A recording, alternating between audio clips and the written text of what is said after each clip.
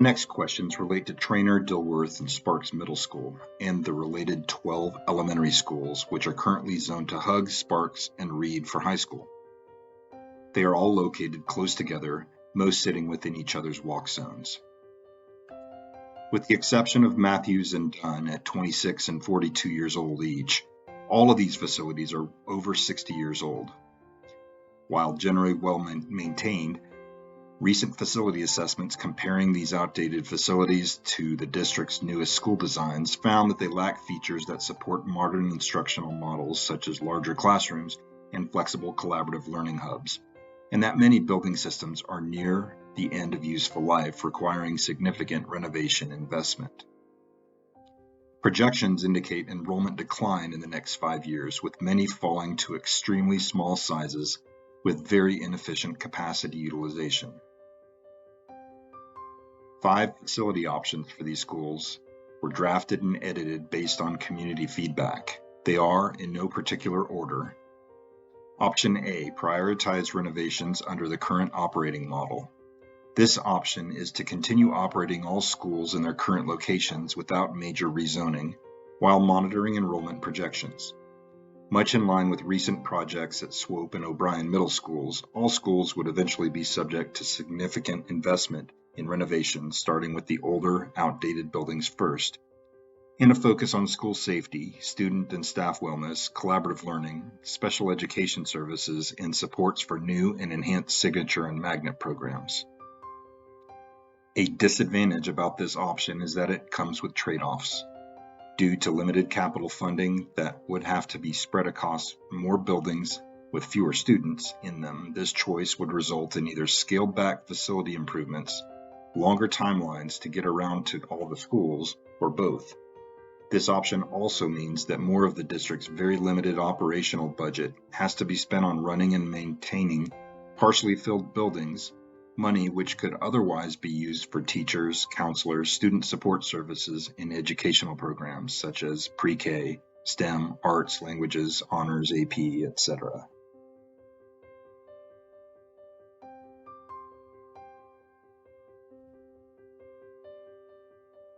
Option B, phased reconstruction and consolidation trade-up scenario, otherwise known as Trainer 2.0.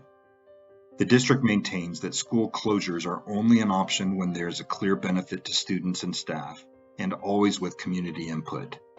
This option is what we're calling a trade-up scenario, where the district would concentrate its capital and operating budgets, replacing or doing major renovations to old, outdated elementary school buildings with larger state-of-the-art facilities, enabling the consolidation of schools and programs into new facilities at fewer locations.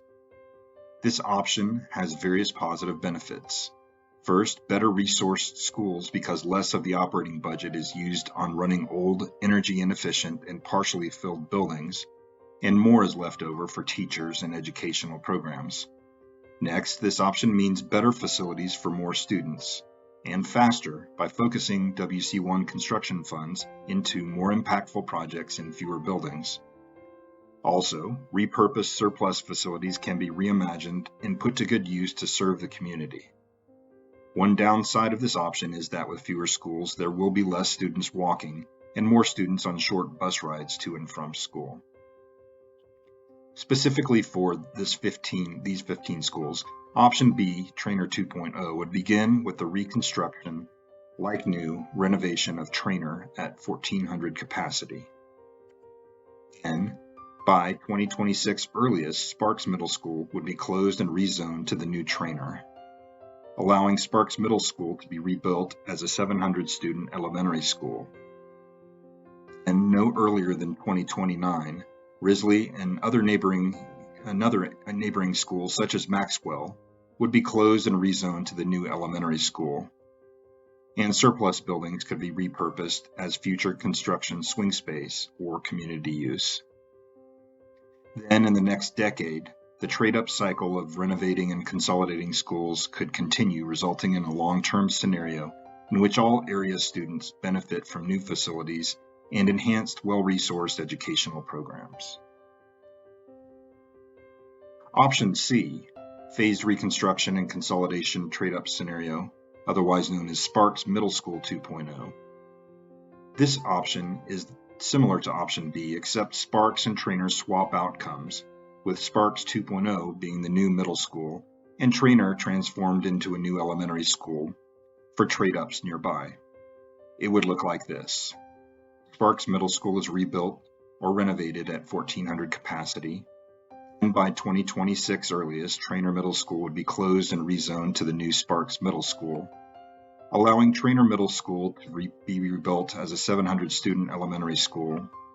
Then, no earlier than 2029, Duncan and another neighboring school among Cannon, Lemelson, and Matthews would be closed and rezoned to the new elementary school, and surplus buildings could be repurposed as future construction, swing space, or community use. Then, in the next decade, the trade-up cycle of renovating and consolidating schools could continue. Option D, phased reconstruction and consolidation trade-up scenario, otherwise known as Trainer Pre-K-8 and Sparks Dilworth. During FMP regional conversations in May 2023, community stakeholders suggested this new option similar to options B and C, except the Trainer Duncan site becomes a new Pre-K-8 school, and Dilworth is closed and moved to Sparks, Dilworth rebuilt as a new elementary school, enabling trade-ups around it. Option E, region-wide migration to Pre-K-8. During FMP regional conversations in May 2023, community stakeholders also suggested a long-term phased migration from current operating model, consisting of 15 total schools, to a streamlined portfolio of only 4 to 6 Pre-K-8 schools scaled between 900 and 1,200 students each. This would entail the construction of 5 to 6 new facilities, starting with the 3 middle school sites, plus 2 to 3 more, and the phased consolidation and repurposing of 9 to 10 surplus facilities. Please rate your level of support for each draft option on its own individually, and note that you can indicate support for all, some, or none of the options. Then, we will ask for your help in scoping and prioritizing projects by asking which educational programs need facility improvements the most. There is also an open-ended comment question at the end of the survey where you can expand on your answers.